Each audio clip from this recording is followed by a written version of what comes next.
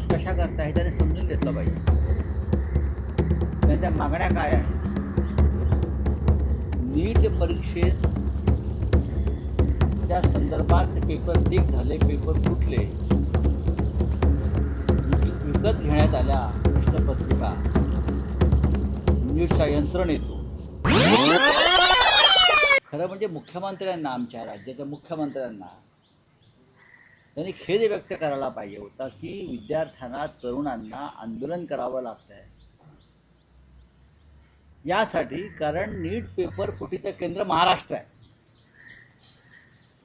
देवेंद्रजी फडणवीस राज्याचे मुख्यमंत्री आहेत, राज्याचे गृहमंत्री आहेत, आणि त्यांच्या राज्यामध्ये नीट पेपर फुटीचं मुख्य अड्डा आहे.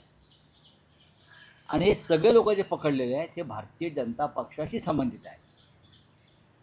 त्याच्यामुळे त्यांना आनंद होणं स्वाभाविक आहे की काय ते कॉक्रोच पार्टीला हे नाही, काय मिळालं नाही समर्थन. कोण म्हटलं समर्थन नाही मिळालं?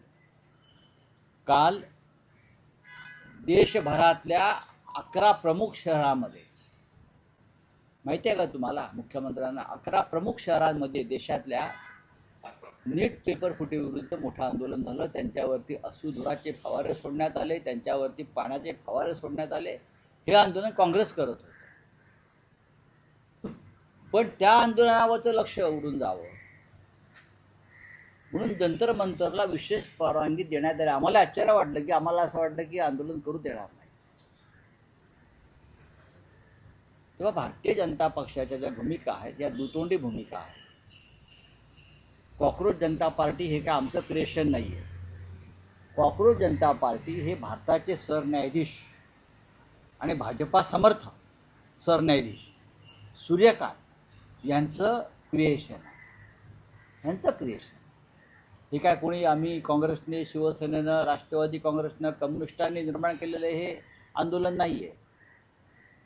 जस्टिस सूर्यकांत यांनी तरुणांना, बेरोजगारांना, झुरळ, कॉक्रोच, किडे, मुंगे अशा पद्धतीनं जे काय अवहेलना केली त्यातून हे लोक जमले. त्याच्याशी इतर कोणत्याही राजकीय पक्षाचा संबंध नाही. पण यांच्या मनामध्ये भीती आहे. मोदी असतील, शहा असतील, देवेंद्रजी सारखे नेते असतील, त्यांच्या मनात त्यांच्याविषयी नक्की भीती आहे. आणि ही सुरुवात आहे, ही सुरुवात आहे. खरं म्हणजे महाराष्ट्रात सुद्धा हे आंदोलन नीटचं चालू आहे ठिकठिकाणी. काल हरियाणामध्ये झालं, गुरगावला झालं, लखनौला झालं, हिमाचलमध्ये झालं. त्याकडे पण जरा पहा ना, झुळांकडे कशाला पाहता? तुम्ही मोबाईल आणि याच्यावरती कुठले आंदोलनं करताय? मी यांना आंदोलन अशा प्रकारे म्हणत असतो, जो रस्त्यावरती उतरतो त्याला आंदोलन म्हणतात. आणि अशा प्रकारचं आंदोलन काल बोललो ना देशातल्या अनेक शहरामध्ये झालं. मीडियाने दाखवलं नाही, ते आपण सोशल मीडियावर बघा. भारतीय राष्ट्रीय काँग्रेसच्या विद्यार्थी संघटनांनी जे आंदोलन केलं काल ते फार ताकदीचं आंदोलन होतं. त्यांच्यावरती अश्रुधुराच्या नळकांड्या फोडण्यात आला, पाण्याचे फवारे मारून त्यांना मागे हटवण्यात आलं. इतकं जबरदस्त आंदोलन होतं. अख्खा देश मागणी करतोय सगळ्यात पहिली सुधारणा बॅलेट पेपरवर निवडणुका घ्या. ही भारतीय जनता पक्षाची मूळ मागणी आहे. सगळ्यात आधी जी मागणी आहे ही बॅलेट पेपरवरती निवडणुका घ्या, निवडणुका.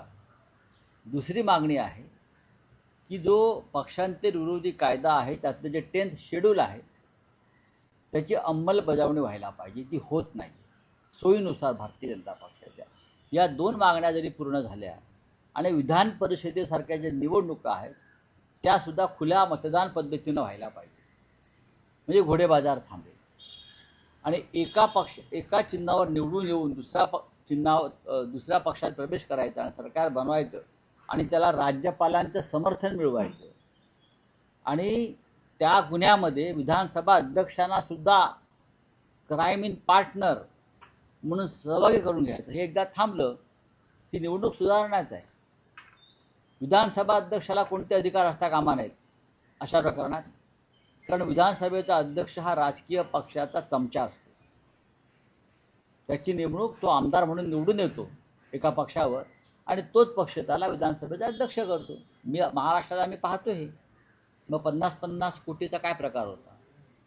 एवढं प्रेम असेल, 50-50 कोटी प्रेमानं देणार असतील तर ते 50-50 कोटी जे काय काही हजारो कोटी आहेत ते इतरांनाही पाठवून द्या ना प्रेमानं.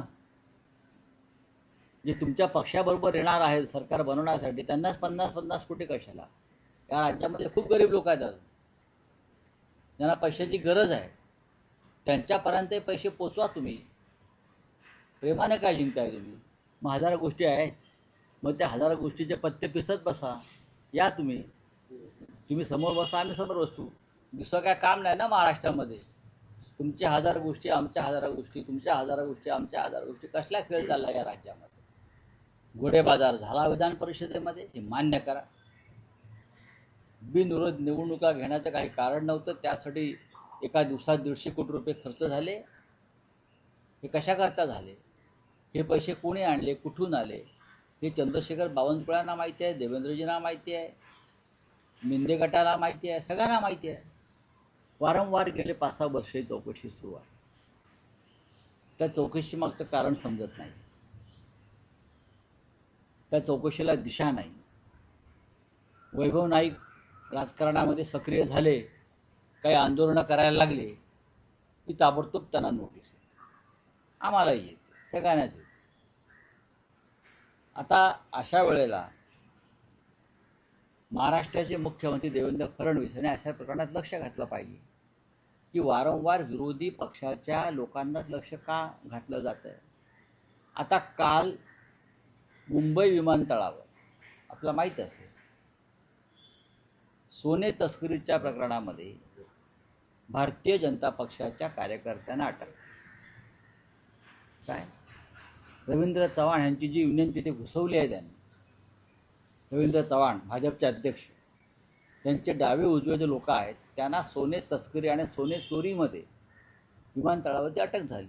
याच्यावरती देवेंद्र फडणवीस का बोलत नाहीत? तुम्ही शिवसेनेच्या युनियनला आव्हान देण्यासाठी तिकडल्या जे काय तोडफोड घुसखोरी केली, कुणीतरी एक योगेश आवळे म्हणून आहे, ही त्यांची सगळी गँग आहे. काय करतात पोलीस मुंबईचे, महाराष्ट्राचे? आणि उघडपणे हे दिसतंय मला की भारतीय कामगार सेना शिवसेना प्रणित तिथे मजबूतीनं काम करत असताना रवींद्र चव्हाण एखाद्या गुंडासारखे तिथे घुसतात. पंचतारांकित हॉटेलमध्ये, एअरपोर्टला धमक्या देऊन युनियन तोडतात. हे सगळे गुंड ते आहेत. ते काय त्यातले बरेच लोक हे सोने तस्करीमध्ये विमानतळावर त्यांना पकडण्यात आलेलं आहे. ह्याच्यावरती राज्याच्या गृहमंत्र्यांचं काय म्हणणं आहे का? याच्यावर चंद्रशेखर बावनकुळ्यांचं काय म्हणणं आहे का? घोडेबाजार राहू द्या बाजूला, याच्यावर भाजपचे राज्याचे अध्यक्ष रवींद्र चव्हाण यांचं काय म्हणणं आहे का? या गोल्ड स्मगलिंगचा, एअरपोर्टवरच्या गोल्ड स्मगलिंगवरती आपलं कंट्रोल राहावं म्हणून त्यांना तिथे युनियन पाहिजे स्वतःची. आता हे सूत्रधार, हे नवीन हाजी मस्तान कोण आहेत भाजपमधले, हे आम्ही सांगू का? विचारा रवींद्र चव्हाणांना. मुंबई विमानतळावर जसं मुंद्रा बंदरावरती, पोर्टवरती ड्रग्स येतं मोठ्या प्रमाणात, ते कोणाच्या ताब्यात आहे? तसं इथे मुंबई विमानतळावर सोनं चोरी आणि सोने तस्करीच्या सातत्याने घटना घडत आहेत आणि त्याच्यामध्ये भारतीय जनता पक्षाचे लोक सामील आहेत. आम्ही वारंवार सांगत होतो. काल ती कारवाई झाली आणि या सगळ्या गोष्टी आता उघड होतील. बघा, असं आहे की आधी बैठक 7 तारखेला होती. आज आम्ही 7 तारखेला जाण्यासंदर्भात आमच्या चर्चा सुरू होती, पण ती बदलून अचानक 8 तारखेला केली. उद्या आमच्या पक्षाचे काही प्रमुख कार्यक्रम ठरले. त्याच्यामुळे आम्ही कळवलेलं आहे काँग्रेसच्या नेत्यांना की आम्ही जरी प्रत्यक्ष हजर राहिलो नाही तरी शिवसेना पक्षप्रमुख उद्धव ठाकरे हे व्हिडिओ कॉन्फरन्सिंगद्वारे बैठकीत सामील. आम्ही इंडिया ब्लॉकचे घटक आहोत. इंडिया ब्लॉक मजबूत असावा, एकसंघ असावा, ही आमची कायम भूमिका आहे आणि आम्ही इथून त्यांच्या संपूर्ण बैठकीत हजर आहोत. भाजपचे समर्थक म्हणतात अंधभक्त, 5,000 रुपये जरी पेट्रोल झालं आणि 10,000 सिलेंडर झालं तर आम्ही खरेदी करू. पण ह्या ज्या झळा बसत आहेत त्या सामान्य मध्यमवर्गीयांना बसत आहेत. त्या गौतम अडाणी, राजेश मेहता किंवा अंबानी यांना बसत नाही आहेत ना. या गरिबांना, मध्यमवर्गीयांना बसत आहेत. त्याच्यावरती राज्याच्या मुख्यमंत्र्यांनी काहीतरी आपलं मत एकदा व्यक्त करावं.